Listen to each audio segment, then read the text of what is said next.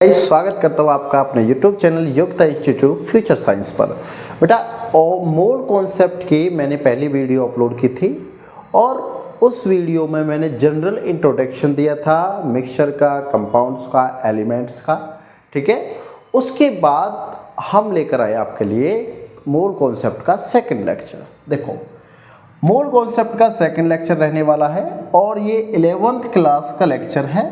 ठीक है, बेसिक से लेकर हायर लेवल तक यहाँ पर मैं आपको सारे कॉन्सेप्ट और क्वेश्चन तक अप्रोच कैसे रहेगी वो सब यहाँ पर मैं क्लियर करने वाला हूँ। अभी भी थोड़ा सा बेसिक रहेगा, क्वेश्चन के थ्रू अप्रोचिंग सीखेंगे हम। ठीक है, इम्पोर्टेंट है जेई के लिए और नीट के लिए और अपने सीईटी के लिए, जो कॉमन एंट्रेंस टेस्ट होते हैं किसी यूनिवर्सिटी का या स्टेट लेवल का, उसके लिए मोस्ट इम्पोर्टेंट रहने वाला है। ठीक है, अगर चैनल पर नए आए हो तो ईफा प्रजापति सर पर जाकर सर्च करो तो आपको सारी वीडियोस वहां पर मिल जाएंगी। प्लेलिस्ट में जाकर आप प्लेलिस्ट चेक कर सकते हो और सारी वीडियो देखिए और अपना मैक्सिमम स्कोर कीजिए। चलो स्टार्ट करते हैं आज से अपना सेकंड लेक्चर। ठीक है,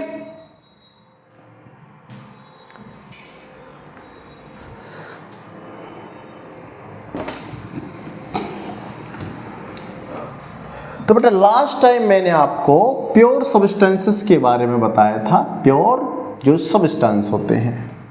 ठीक है, प्योर सब्सटेंस। आज मैं आपके बात करूंगा कि प्रॉपर्टी ऑफ मैटर। मैटर की बच्चों दो प्रॉपर्टी होती हैं। नंबर एक फिजिकल प्रॉपर्टी, जिसके अंदर हम क्या देखते हैं बच्चों, सबसे पहले कलर। बेटा फिजिकल का मतलब जो हमें ऑब्जर्व हो सकता है। ठीक है, जैसे हम किसी भी केमिकल कंपाउंड का कलर देख सकते हैं, उसकी डेंसिटी देख सकते हैं, मेजर कर सकते हैं, मेल्टिंग पॉइंट देख सकते हैं, बॉइलिंग पॉइंट देख सकते हैं, उसका ऑर्डर देख सकते हैं। ऑर्डर बहुत सारे बच्चे देख सकते हैं कि सर ऑर्डर क्या है। ऑर्डर मतलब स्मेल। ठीक, और उसका रिफ्रैक्टिव इंडेक्स देख सकते हैं, रिफ्रैक्टिव इंडेक्स।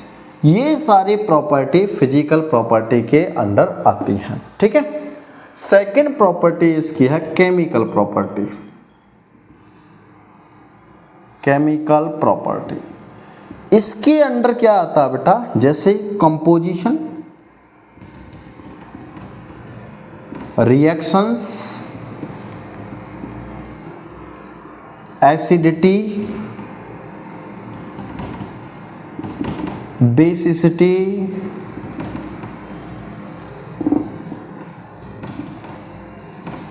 ठीक है, ये सारी चीजें इसके अंदर आती हैं। किसके? केमिकल प्रॉपर्टीज के अंदर। ठीक है, तो कोई भी सैंपल होगा या कोई भी कंपाउंड है, कोई भी सब्सटेंस है, वो ये दो प्रॉपर्टी शो करेगा। फिजिकल प्रॉपर्टी ये सारी प्रॉपर्टी आएंगी उसमें, केमिकल प्रॉपर्टी ये सारी प्रॉपर्टी आएंगी उसमें। बात क्लियर है? चलो अब नेक्स्ट क्या है इसमें, नेक्स्ट ये है बेटा कि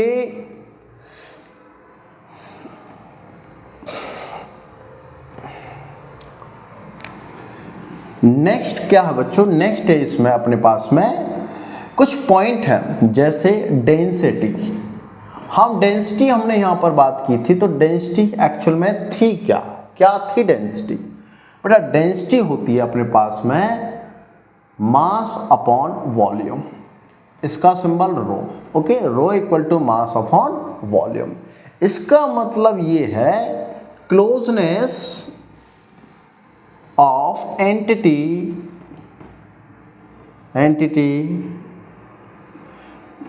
of a compound of atoms, entity of closeness of entity in a molecules।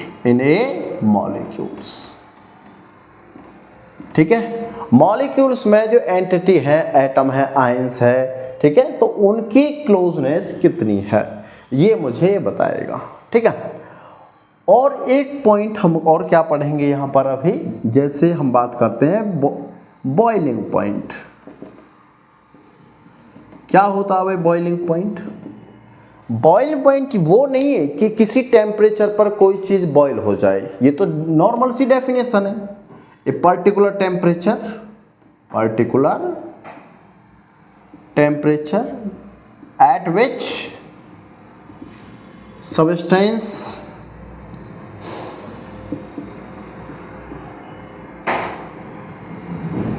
Boil, ये नहीं है। एक्चुअल में बॉइलिंग पॉइंट की डेफिनेशन क्या है वो वेपर प्रेशर से निकालते हैं। ठीक है, देखो कैसे बेटा, अगर मैंने ये कहा मेरे पास एक लिक्विड था, ओके, इसमें एक लिक्विड है, ठीक है, मैं कह रहा हूं कि इसके ऊपर एक प्रेशर काम कर रहा है और इस प्रेशर का नाम है atmospheric pressure, ATM, atmospheric pressure, ठीक। और इस लिक्विड का भी प्रेशर है यहां पर वेपर प्रेशर, ओके। अगर मैं ये कह दूं, अगर ये बैलेंस है बेटा, एटमॉस्फेरिक प्रेशर और वेपर प्रेशर अगर बैलेंस है, मतलब इस पर एक प्रेशर काम कर रहा है और इसी एटमॉस्फेरिक प्रेशर की वजह से ये फिलहाल लिक्विड है। क्या है ये? Liquid, okay. अगर मैं ये कह दूं कि जो यहाँ पर वेपर बनेंगे, मतलब जो इसकी सरफेस है, इस लिक्विड का जो वेपर प्रेशर होगा वो अगर एटमॉस्फेरिक प्रेशर के बराबर हो जाए तो वो वेपर में कन्वर्ट हो जाएगा, है ना। अगर vapour pressure of a liquid equal हो जाए किसके? एटमॉस्फेरिक प्रेशर के, तो इसको बोलते हैं बॉइलिंग पॉइंट। बोलो बात समझ में आई या नहीं? क्लियर। अगर वेपर प्रेशर किसके इक्वल हो जाए? एटमॉस्फेरिक प्रेशर के इक्वल हो जाए तो उसको बोलते हैं बॉइलिंग पॉइंट। क्लियर सबको? चलो नेक्स्ट देखो,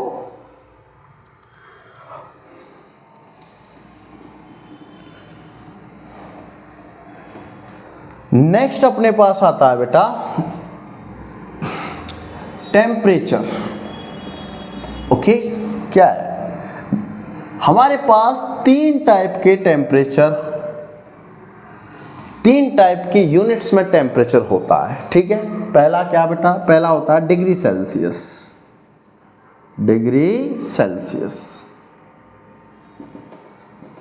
दूसरा बेटा अपने पास फ़ारेनहाइट,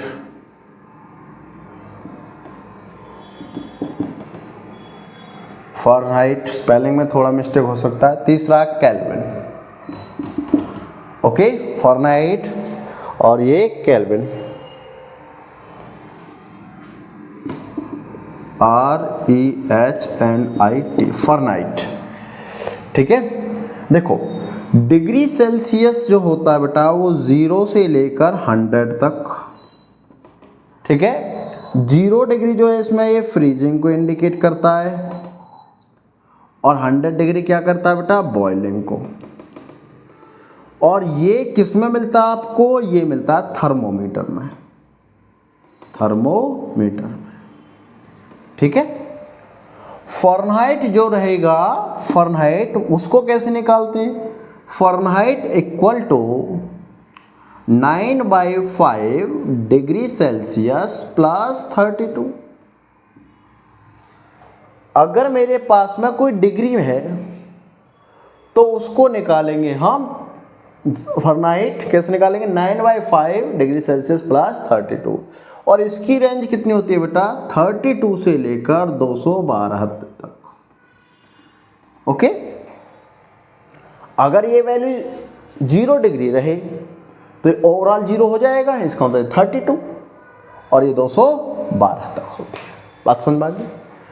इसके बाद है केल्विन। केल्विन में क्या होता है बेटा? केल्विन में होता है अपने पास में कि एक केल्विन जो होता है अपने पास, वो मतलब जो केल्विन निकालते हैं वो निकालते हैं डिग्री सेल्सियस प्लस 273.15, ऐसे निकालते हैं, ठीक है। अगर मुझे टेम्परेचर डिग्री सेल्सियस में गिवन है और मुझे केल्विन में कन्वर्ट करना है तो उसमें मैं 273, आप 15 बेशक से नेगलेक्ट कर सकते हो, इसको यही लिखा जाता है डिग्री सेल्सियस प्लस 273, ठीक है, वो चलता है। अगर मुझे टेम्परेचर डिग्री सेल्सियस में गिवन है तो मैं उसको केल्विन में कन्वर्ट कर सकता हूँ। अगर मुझे डिग्री सेल्सियस में गिवन है तो मैं उसको इसमें कन्वर्ट कर सकता हूँ। एक इम्पोर्टेंट बात, ये वैल्यू जो डिग्री सेल्सियस है मे बी नेगेटिव, ये नेगेटिव हो सकती है, लेकिन केल्विन कभी नेगेटिव नहीं होगा। बात समझी?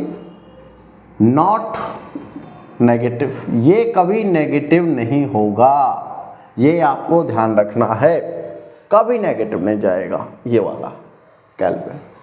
बात समझ में आई? चलो नेक्स्ट देखो बच्चों, सिग्निफिकेंट फिगर। अभी जेईई में क्वेश्चन आया था सिग्निफिकेंट फिगर का, तो इम्पोर्टेंट है, जरूरी नहीं है कि नीट में आए या नहीं आए, तो हो सकता है नीट में आए। समझे बात को? हो सकता है नीट में आए, क्योंकि जेईई पूछ रहा तो नीट भी पूछ सकता है। भाई क्या होता है देखो, पहले सुनोगे थोड़ा सा, सिग्निफिकेंट फिगर हम निकालते कैसे हैं, ध्यान सुनना भाई। सबसे पहले हमें पता होना चाहिए अनसर्टेनिटी का, ठीक है। इसमें क्या होता है, एक सर्टेन होता है, सर्टेन, और एक अनसर्टेनिटी। कैसे बेटा? एक एग्जाम्पल से समझते हैं हम इसको, ठीक है। ये वैल्यूज है, अनसर्टेनिटी इन वैल्यूज। मैंने लिखा सपोज करो 22.8, ठीक है, या फिर 2 लिख दिया, ठीक। इसका मतलब 22 जो पॉइंट से पहले वाली वैल्यू है वो तो होती है सर्टेन। क्या होती है वो? सर्टेन। और यहाँ जो 2 लिखा है ये पॉइंट के बाद, ये होगी अपनी अनसर्टेन। अनसर्टेन प्लस माइनस 1 से इंक्रीज हो सकती है और डिक्रीज हो सकती है। ये बात क्लियर रहेगी? ये बात क्लियर रहेगी आपको कि अनसर्टेनिटी वैल्यूज में निकालनी है मुझे। तो कैसे? जैसे मैंने लिखा 22.4 लिख लो, चलो ये और ठीक रहेगा। इसमें 22 तो सर्टेन वैल्यू है, वो तो फिक्स है, 22 कोई वैल्यू फिक्स हो गई है ना। अब ये 0.4 जो आया ना, तो ये 0.4 जो है ये अनसर्टेन है, ये प्लस माइनस से इंक्रीज डिक्रीज हो सकती है। क्लियर? नेक्स्ट देखो कि सिग्निफिकेंट फिगर को मैं और कैसे निकालूंगा आगे। ये तो अनसर्टेनिटी हो गई। देखो इसके लिए कुछ रूल्स है बेटा, रूल्स नंबर 1 क्या है? All non zero digit are significant. मतलब अगर मेरे पास कोई जैसे 238, 585, 289, 2, 3, 5, 8 कोई वैल्यूज है, तो ये सारे सिग्निफिकेंट फिगर में है। मतलब इसमें कितने फिगर है बेटा? 3 सिग्निफिकेंट, इसमें भी 3, इसमें भी 3, और इसमें कितने? 4। बात समझ में आई? यस। इसके बाद क्या है? Rule number 2, if zero present between non zero digit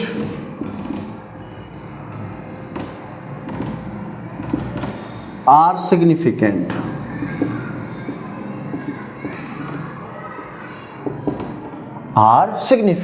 कैसे? एग्जाम्पल देखो, मान लो मैंने लिखा 3002, मतलब ये 30,002, तो बेटा टोटल वैल्यू जो है ना, ये इसकी वैल्यू है, कितने फिगर है इसमें? इसमें 1, 2, 3, 4, 5, इसका मतलब 5 इसमें सिग्निफिकेंट फिगर। ओके, मैंने लिखा 580302। ओके, तो टोटल कितने? यहां नॉन जीरो, ये जीरो, ये नॉन जीरो, ये जीरो, ये नॉन जीरो, तो टोटल काउंट कीजिए कितने? 3 और 3 6 सिग्निफिकेंट। बोलो ये बात क्लियर?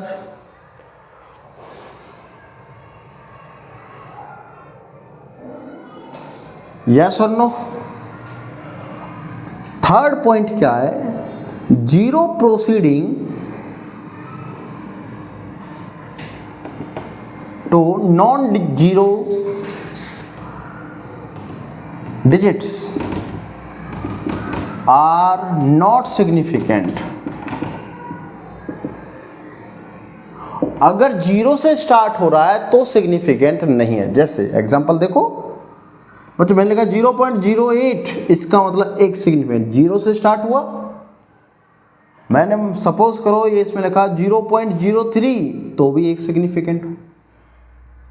बोलो बात क्लियर रहेगी, यस और नो? क्लियर? चलो आगे देखते हैं रूल नंबर 4।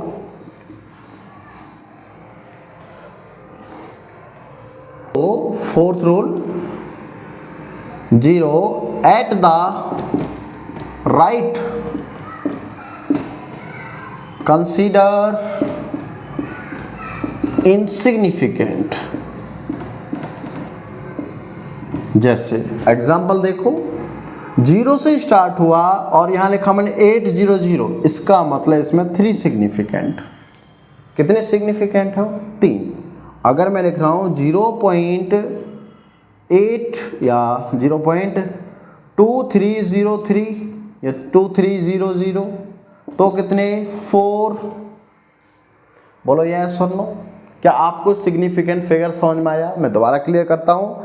अगर नॉन जीरो डिजिट हुआ, कोई भी जीरो नहीं है, तो सारे सिग्निफिकेंट।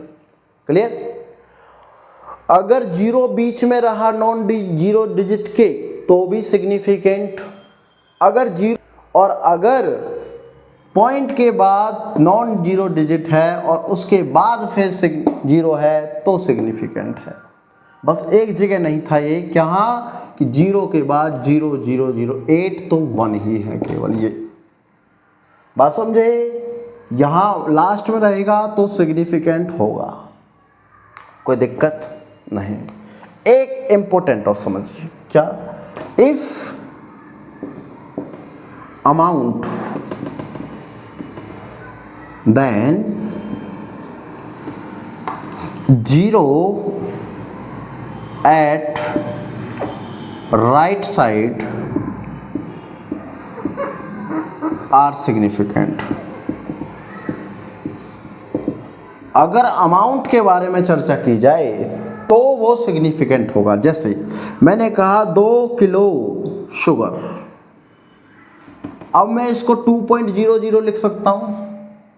यस, तो कितना है? 3 सिग्निफिकेंट। मैंने कहा 15 मील MIL, तो मैंने क्या लगा 15.000, तो ये कितना हो गया? 5। बोलो यहाँ तक क्लियर? क्या ये आपको समझ में आया? What is significant figure? Yes. चलो आगे बढ़ते हैं अब, ठीक है?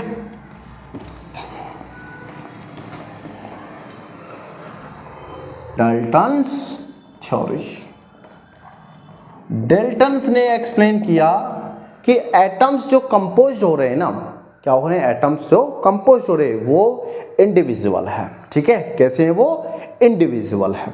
ठीक है? तो ये बोल रहा है कि matter composed by small indivisible particles, उसको आप एटम्स बोल सकते हो। ठीक है? एटम्स, ये इंडिविजुअल जो पार्टिकल्स हैं, एटम्स हैं, उनसे कंपोज्ड होकर क्या बन रहा है? मैटर बनेगा। ठीक है? छोटे छोटे, जैसे मैं कह रहा हूँ ये एक एटम, ये एक एटम, ये एटम, एटम एटम एटम, क्या बना है? एक बड़ा पार्टिकल जिसमें ये एटम्स हैं, ये मैटर बना कोई, है ना? इसने कुछ फैक्ट दिए इसमें। ठीक है? क्या दिए? कुछ फैक्ट।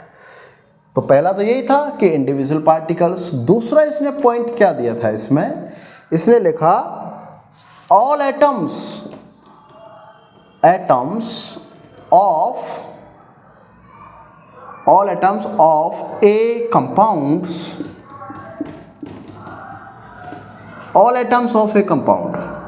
अगर सेम एलिमेंट्स के हैं बेटा, सेम एलिमेंट्स के कंपाउंड में सारे एटम अगर सेम एलिमेंट्स के हैं तो सबकी प्रॉपर्टी सेम रहेगी।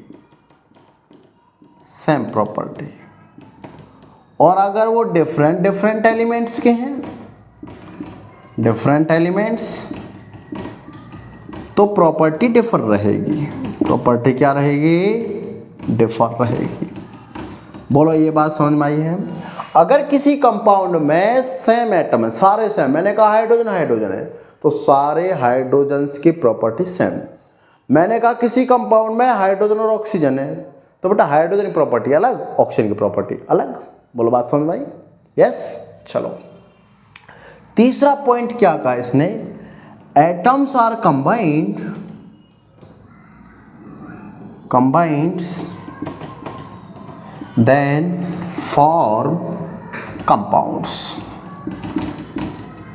मतलब एटम्स रीऑर्गेनाइज्ड, एटम्स क्या करते हैं? रीऑर्गेनाइज्ड। एटम्स दूसरे मॉलिक्यूल्स फॉर्म कर देते हैं। बात सिंपल, समझ में आ गई बात? चलो आगे देखो।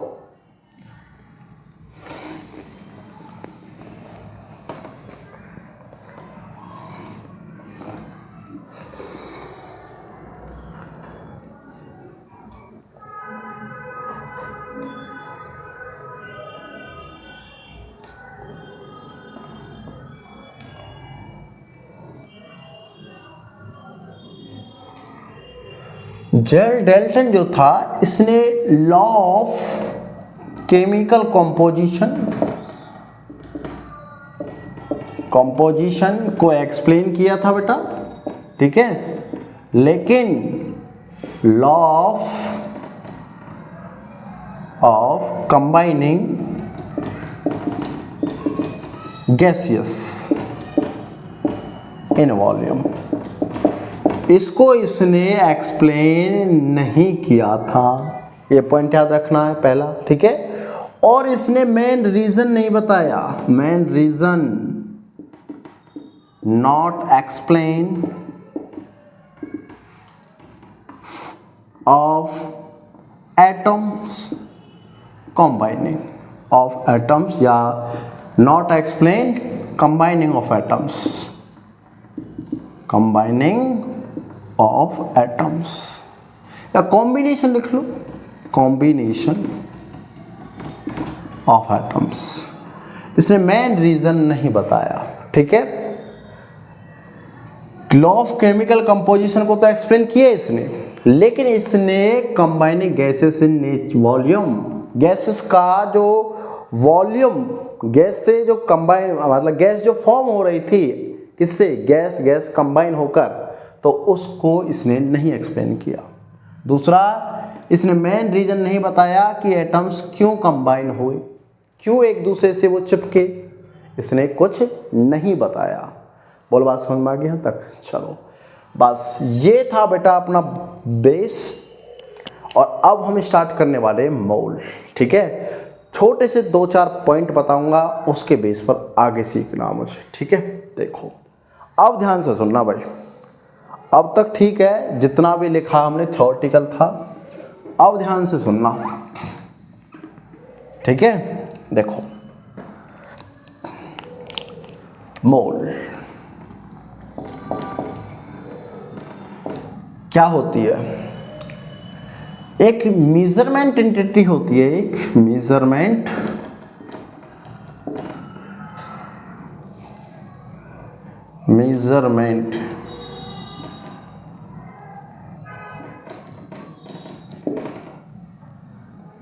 quantity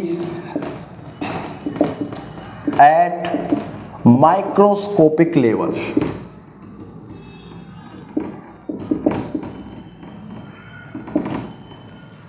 of a compound। बेटा किसी भी कंपाउंड्स की माइक्रोस्कोपिक लेवल पर जो मेजरमेंट होती है उसको बोलते हैं मोल, ठीक है। Mole, 1 mole equal to Na, atoms, ions और मॉलिक्यूल्स। बहुत ज़्यादा इंपॉर्टेंट है, याद रखना। 1 मोल Na की वैल्यू कितनी बताई थी बेटा मैंने? 6.022 इंटू 10⁻23। एक मोल अगर कोई भी चीज़ है तो या तो उसमें इतने एटम्स हैं, या इतने आयंस हैं, या फिर इतने मॉलिक्यूल्स हैं। बोलो बात समझ में आई ये बात? ठीक। 1 mole equal to 22.4 litre of gas, gaseous volume. ये भी आपको याद रखना है कि 1 mole 22.4 litre of gaseous volume, मतलब किसी भी गैस का 1 मोल में 22.4 लीटर वॉल्यूम होगा, या फिर इसको कह दीजिए 22,400 ml 1 मोल में। यहाँ तक बात क्लियर है? ठीक है। मोल को निकालते कैसे हैं? मोल कैलकुलेट कैसे करते हैं? 1 मोल या mole equal two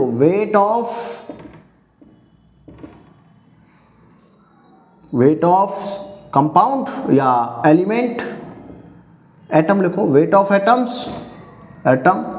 upon total weight या molar mass upon molar mass. अब हम बात यहीं से थोड़ी सी इंक्रीज करेंगे कि ये मोलर मास और एटॉमिक मास क्या होता है। ठीक है, चलो ये पॉइंट याद रखना, अभी मैं यूज करने वाला हूं थोड़ी देर में। भाई सबसे पहला पॉइंट है अपना एटॉमिक मास। क्या होता है भाई atomic mass? Mass of single atom, mass of elements, element लिखो, आर कॉल्ड एटॉमिक मास। ठीक, जैसे एक एग्जांपल लो, हमने लिखा बच्चों हाइड्रोजन 1 होता है, पता है हम सबको। ठीक है, हमने लिखा यहां पर कार्बन 12 होता है। ठीक है, इसकी यूनिट भी ध्यान रखनी है आपको, AMU लिखते हैं, लेकिन अब हमने AMU को रिप्लेस कर दिया है तो हम डायरेक्ट ग्राम पर मोल लिख लेते हैं इसको, मतलब 1 मोल में 12 ग्राम पर मोल है, 1 मोल में 12 ग्राम है। ठीक है, सेम ऐसे ही बच्चों अगर मैं ये लिख दूं मेरे पास क्लोरीन है तो उसका होता है 35.5 ग्राम पर। ओके, ये एटॉमिक मास। एक होता है मेरे पास में एवरेज मास, इसमें क्या होता है, इफ नेचुरल प्रेजेंस डिफरेंट, किसके लिए कंसीडर किया जाएगा? फॉर आइसोटॉप्स, जिसके भी आइसोटॉप्स होंगे उसके लिए कंसीडर किया जाएगा। जैसे कि एग्जांपल लेते हैं। ठीक है भाई, मेरे पास में कार्बन है, कार्बन 12 भी होता है, कार्बन 13 भी, कार्बन 14 भी। तो टोटल एवरेज मास क्या हो इसका, वो डिपेंड करेगा कि नेचुरल प्रेजेंस कितनी है उसकी। बात समझ में आ रही है? जैसे अगर मैं आपसे एक बात कहता हूं, अच्छा इसको एवरेज मास निकालने का फॉर्मूला क्या है? Average mass equal to percentage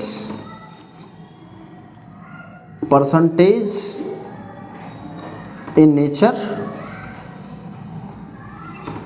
into mass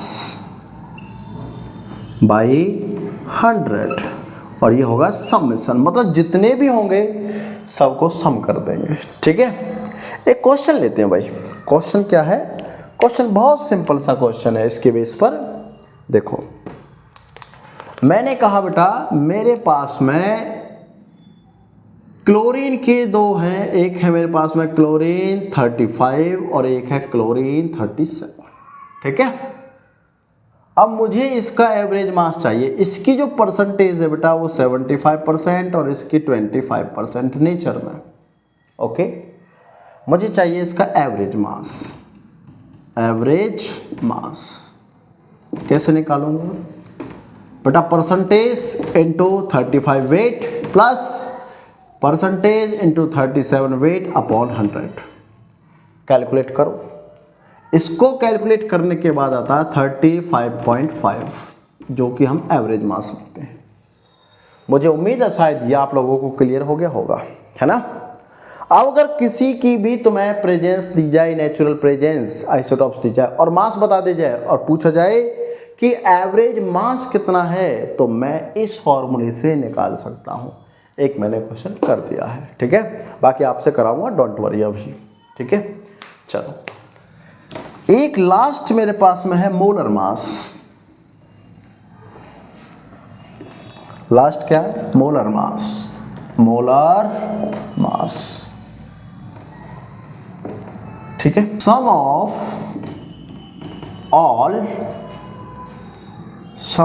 all element mass, elemental मास।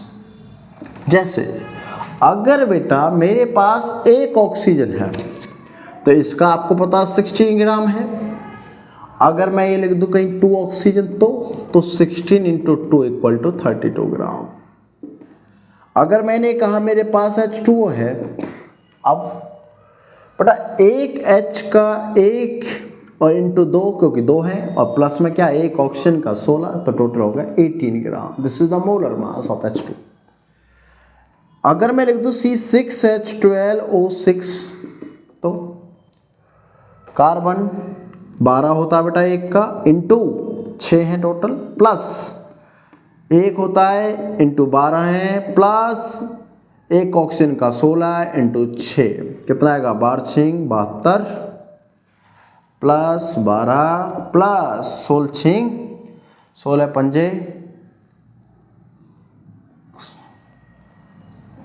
80 और 16×6 = 96। कितना आया बच्चों? 6×2 = 8। This is 180। बात क्लियर हुई?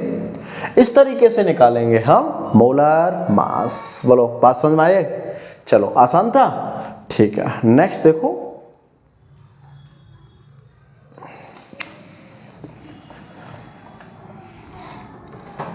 Percentage composition. इंपोर्टेंट है भाई, ध्यान रखना। परसेंटेज कंपोजिशन, यहीं से ऐसे ही क्वेश्चन बनते हैं। कैसे? Percentage of an atom elements in molecule और कंपाउंड्स। जैसे मैंने एक एग्जांपल बोला, क्या कि मेरे पास H2O है, तो मुझे ये बताना है कि कितना परसेंटेज हाइड्रोजन है, हाउ मच, और कितना परसेंटेज इसमें ऑक्सीजन है। ठीक है? एक वाटर के मॉलिक्यूल में कितने परसेंटेज हाइड्रोजन और कितने परसेंटेज इसमें ऑक्सीजन, किससे निकाल रहे हैं? Percent composition. बेटा कैसे निकालेंगे? देखो, अगर मैंने H2O लिखा, मुझे पता है इसमें 2 हाइड्रोजन है और सिंगल क्या भाई, इधर दूसरी टाइप, इसमें 1 ऑक्सीजन है। ठीक, पहले मैं हाइड्रोजन के परसेंट कंपोजिशन निकाल लेता हूँ। ठीक है, इसमें 2 हाइड्रोजन है बेटा। इसका वेट कितना है? कितना है? कितना है इसका वेट? इसका वेट है बेटा 18 ग्राम। अभी तो निकाला था मैंने मोलर मास, अभी निकाला था। H2 2, ऑक्सीजन 16, 16 और 2 18, तो बेटा 18 ग्राम में ये कितना है? ये 2 ग्राम है ना? ठीक है, तो अगर मुझे परसेंटेज ऑफ H निकालना है तो बेटा क्या आएगा? 2/18 इंटू 100, मतलब जिस एलिमेंट का निकालना था अपॉन में टोटल और इंटू 100। ऐसे निकालते हैं परसेंटेज। तो भाई परसेंटेज कैसे निकालते हैं? हम निकालेंगे mass of element upon total molar mass और इंटू 100। बोलो, ऐसे ही निकलेगा। डिवाइड करो, सॉल्व करो इसको। 2 1 9, 9 से करो 9 1, और यहाँ 1 आएगा, 9 1 पॉइंट फिर से 1 1, फिर से 1 1, इतना आया है ना। ऑक्सीजन निकाल के देखें बेटा, ये तो 18 ग्राम फिक्स रहा, यहाँ कितना है 16 ग्राम। करो जरा 16/18 इंटू 100। बेटा इसको डिवाइड करो जरा, 2 से ये 8, 2 से 9, और 9 से जो ये गया है 100 कितने टाइम्स गया है 11.11। इनकी मल्टीप्लाई 8 से कर दो, 8 एकम 8, 8 एकम 8, 8 एकम 8, 88.8। ये लो आंसर। बोलो बात समझ में आई। ऑक्सीजन इसमें 88.8% होता है वाटर में, और वाटर में हाइड्रोजन 11.1% होता है। समझ में आया या नहीं आया? यस और नो? चलो एक क्वेश्चन आपके लिए अभी दे रहा हूं मैं आपको, ठीक है। आपको ये बताना, चलो मैं एक क्वेश्चन और समझा देता हूं आपको, ठीक है। क्या समझा देता हूं बेटा? बहुत आसान सा भी रहूंगा और थोड़ा टफ सा भी। Calculate percent of carbon hydrogen oxygen in glucose. भाई ग्लूकोज में बतानी है मुझे, कैसे करेंगे? C6H12O6 बेटा यही फॉर्मूला होता है ना, यही होता है, ठीक है। क्या मैं इसको ये लिख सकता हूं भाई, टोटल मास कितना होता है इसका? टोटल मास कितना होता है 180। बोलो, है ना। अभी समझाया था ना ग्लूकोज का कितना 180। अगर 180 इसका है तो टोटल मास ऑफ कार्बन कितना है 6 × 12 12 72। हाइड्रोजन का मास कितना है भाई 12, और ऑक्सीजन का मास कितना है 16 × 6 16 96। चलो परसेंटेज कंपोजिशन निकल गया। कैसे? 72/180 इंटू 100। भाई 0 से 0, 18 चौक 72, और ये आगे 40%। ग्लूकोज में 40% कार्बन होता है। मास हाइड्रोजन 1/180 इंटू में कितना 100, 0 से 0 कैंसिल, आगे कैलकुलेट करो। 3 से 3 चौक 12, 3 छिंग 18, 6, फिर 2 से कर लो, क्या आया भाई 2 3 2 दूनी 4 और 2 3 6, 20/3 कितना आता है 20/3, 20/3 कितना 3 छिंग 18, 6 7 ये आता है। ऑक्सीजन लाओ 96/180 इंटू 100, 0 से 0, 18 पंजे 90, तो ये तो नहीं कटेगा, खैर चलो 3 से कट, 3 छिंग 18, 3 3 9 और 3 दूनी 6, 6 से नहीं जा रहा, ठीक है 2 से करो, 2 3 6 और 2 से 16, 3 से फिर ये कितने टाइम्स जाता है भाई, ये तो 3.3 जाता है, तो 16 × 3.3 कितना आया 16 3 48, 16 3 48, 48 और 4 52, चलो 52.8। बोलो बात क्लियर? इसका मतलब ग्लूकोज में कार्बन 40%, हाइड्रोजन 6.6% और 22.8% उसमें रहता है ऑक्सीजन। बोलो बात समझ में आई? यस और नो? आपके लिए क्वेश्चन मुझे कमेंट बॉक्स में उसका आंसर बता देना, ठीक है। आपके लिए क्वेश्चन ये है, आप मुझे ये बताइए कि एसिटिक एसिड जो है, या एसिटिक एसिड छोड़ो, इथेनॉल ले लो C2H5OH, इसमें ओनली परसेंटेज ऑफ ऑक्सीजन कितना है, बस ये मुझे बता देना आप, ठीक है।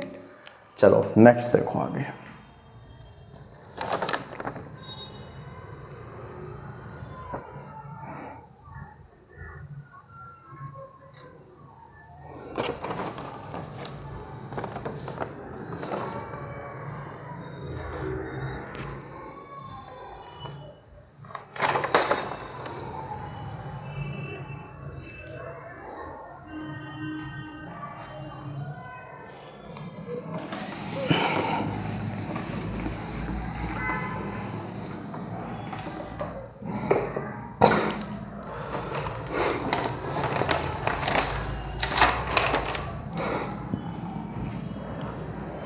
तो नेक्स्ट है बच्चों empirical formula. And molecular formula.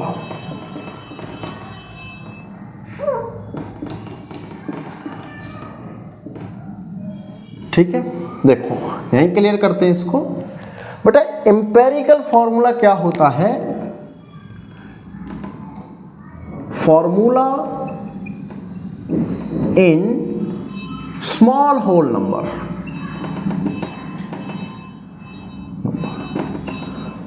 उसका स्मॉल नंबर में फॉर्मूला। ठीक है, मॉलिक्यूलर फॉर्मूला क्या होता है? Complete formula, complete original formula,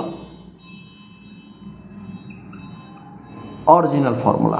एक एग्जांपल से मैं तुम्हें इसको समझाता हूं। ठीक है, एम्पेरिकल फॉर्मूला क्या है? Formula is small whole number, small मतलब कम नंबर में होना चाहिए वो, और ये क्या? Complete original formula. एक एग्जांपल लेते हैं बेटा, ग्लूकोज, ध्यान से सुनना। इसका ओरिजिनल फॉर्मूला क्या है बेटा? C6H12O6 होता है। बोलो यस और नो। ये तो है इसका मॉलिक्यूलर फॉर्मूला, लेकिन इसका एम्पेरिकल फॉर्मूला क्या है बेटा? इसका स्मॉलेस्ट नंबर निकाल लो, क्या आएगा? 6 से डिवाइड कर दो सबको, तो 6 1 6 CH2 और O। This is the empirical formula. उम्मीद है आपको समझ में आ चुका होगा, है ना भाई। ये मॉलिक्यूलर फॉर्मूला, ओरिजिनल फॉर्मूला हो गया मॉलिक्यूलर फॉर्मूला, और इसका स्मॉल होल नंबर में वो एम्पेरिकल फॉर्मूला हो जाता है। अब कहोगे सर क्वेश्चन कैसे बनेगा? अभी बताता हूं क्वेश्चन कैसे बनेगा। देखो क्वेश्चन, देखो क्वेश्चन से ही तो सीखना अपने को, क्वेश्चन से ही सीखना है अपने को। थ्योरी से नहीं सीख सकते मोल्स को, हम क्वेश्चन से सीखेंगे मोल्स को। इस क्वेश्चन ये रहा, क्या कह रहा था क्वेश्चन? ए कंपाउंड कंटेन्स 4.07% हाइड्रोजन। ठीक है, कोई कंपाउंड है, 4.07% हाइड्रोजन रहेगा, 24.2% उसमें कार्बन है और 71.65% उसमें क्लोरीन है। ये कह रहा है इट्स मोलर मास 98। बेटा ये आपको गिवन होगा। डिटरमाइन एम्पेरिकल फॉर्मूला और मॉलिक्यूलर फॉर्मूला। चलो कैलकुलेट करें, देखो कैसे करना है। फर्स्ट ऑफ ऑल आप कैसे करोगे? ठीक है, आप सबसे पहले परसेंटेज लिखो। क्या लिखोगे? रिटर्न परसेंटेज लिखो। ये अपने पास में हाइड्रोजन रहा, ये कार्बन और ये क्लोरीन। बेटा हाइड्रोजन का कितना है? 4.07, इसका कितना है? 2427, और वो कितना है? 71.65। लिख दिया। अब बच्चों ये परसेंटेज में है, तो इसका मतलब ये ओवरऑल 100 होगा। ओवरऑल कितना है? 100% है ना। तो मैं कुछ देर के लिए इस परसेंटेज, जो परसेंटेज, इसको कन्वर्ट कर दूं किसमें बेटा? वेट। किसमें कन्वर्ट कर दूं इसको? वेट। मतलब हाइड्रोजन 4.07% था ना, तो मैंने इसको बोल दिया कि ये 4.07 ग्राम है। ये कितना? 2427 ग्राम, और ये कितना बेटा? 71.6 ग्राम। क्लियर? क्या मुझे मोल निकालना आता है? यस। कैसे बेटा? Mole equal to weight upon molecular mass या मोलर मास। क्या बेटा? वेट कितना? 4.07, और एक हाइड्रोजन का वेट 1, तो ये अगर कैलकुलेट करोगे तो 4.07 ही आएगा। इतने मोल तो है हाइड्रोजन के, है ना। कार्बन का देखो तो ये है बेटा 24.27 अपॉन ये 12 ही होता है। कार्बन का मास 12 है एक का, इसको डिवाइड करो, ये आएगा 2 के अप्रॉक्स। ये क्या? क्लोरीन, तो 71.65। एक क्लोरीन का मास बेटा 35.5 होता है, इसको डिवाइड करो तो ये आएगा फिर से 2। अब क्या करना आपको? सबके मोल्स आ गए। तीसरा पॉइंट जो आपको याद रखना है, divide all moles by small moles number in magnitude. जो मैग्नीट्यूड में बेटा कम नंबर है ना, उससे सबको डिवाइड कर दो। जैसे यहाँ आया 4.07, यहाँ आया 2, यहाँ आया 2, इसका मतलब 2 सबसे लोएस्ट नंबर है, तो मैं 2 से ही सबको डिवाइड करूँगा। ठीक है, क्या आएगा बेटा, अगर इसको 2 से डिवाइड किया, इसको 2 से, इसको 2 से, तो 2 to 1, 2 to 1 और ये 2 से आया ये 2 टाइम्स। अब मेरे पास में परफेक्ट नंबर निकल के आ गया। कैसे बेटा, हाइड्रोजन कितना, हाइड्रोजन है मेरे पास 2, कार्बन कितना, कार्बन है 1, Cl कितना, Cl है 1। बोलो बात clear. This is the empirical formula. बोलो समझ में आया, यस और नो? दोबारा बताएं क्या, दोबारा बताएं क्या है? नहीं अरे इंटेलिजेंट बच्चों यार, समझ गए। ठीक है, एम्पेरिकल फॉर्मूला आ गया। अब करना क्या बच्चों, मुझे निकालना है मॉलिक्यूलर फॉर्मूला। तो मुझे इसका कंप्लीट फॉर्मूला पता होना चाहिए। तो कैसे पता करेंगे भाई, जब एम्पेरिकल फॉर्मूला ये आया इसका CH2Cl, तो इसका मास कितना है, मास देखो, एक कार्बन का कितना, एक कार्बन का 12 plus 2 hydrogen plus 1 chlorine 35.5। Answer कितना आएगा भाई, 12 और 2 14, 14 और 15 ये आएगा 49.5। बोला बात क्लियर, इतना आया। और मोलर मास कितना, होल कंपाउंड का बेटा, किसका ये है होल कंपाउंड का, पूरे कंपाउंड का होल कंपाउंड। कितना मोलर मास है, मोलर मास 98.96। तो बेटा होल कंपाउंड का इतना और उसके स्मॉल होल यूनिट का इतना है।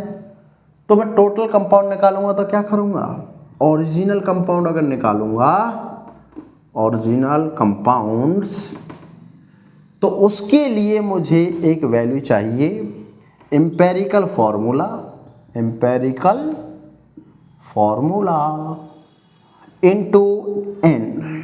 और वो n जो आएगा वो कैसे आएगा, whole mass, mass upon smaller, smaller या एम्पेरिकल मास। आप ये लिखिए एम्पेरिकल मास। कौन सा भी होल मास, सीरा 98.96 और होल मास कितना इसमें, सॉरी एम्पेरिकल मास कितना, 49.5। इसका मतलब ये 2 टाइम्स 2 से मल्टीप्लाई कर दो अब इसको, CH2Cl इंटू 2 बटा C2H4Cl2। This is the molecular formula. बोलो समझ में आया, यस और नो? क्या आया, C2H4Cl2, this is the molecular formula. Clear? ठीक, बहुत अच्छा आप लोगों ने सीखा है। Percent composition, molecular formula, empirical formula, ये सारी चीज़ें नीट जेईई के लिए बहुत बहुत बहुत ज़्यादा इम्पोर्टेंट है। क्लियर?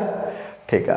अब बच्चों क्या है, इस चैप्टर को मैं क्वेश्चन से कराऊंगा आपको। थ्योरी जितनी लिखनी थी आप लोग लिख चुके, मैंने पढ़ा दी जैसी भी थी। थ्योरी इतना फोकस नहीं करना इस पर करना है न्यूमेरिकल पोर्शन पर फोकस। ठीक है, तो चलो देखते रहिए योग्यता इंस्टीट्यूट ऑफ फ्यूचर साइंस। अच्छे से नोट्स बनाइए, बेसिक से हायर लेवल तक अच्छे से अच्छे कंसेप्ट सीखिए। मिलते हैं आपको एक नेक्स्ट वीडियो में क्वेश्चंस के साथ। Thank you very much.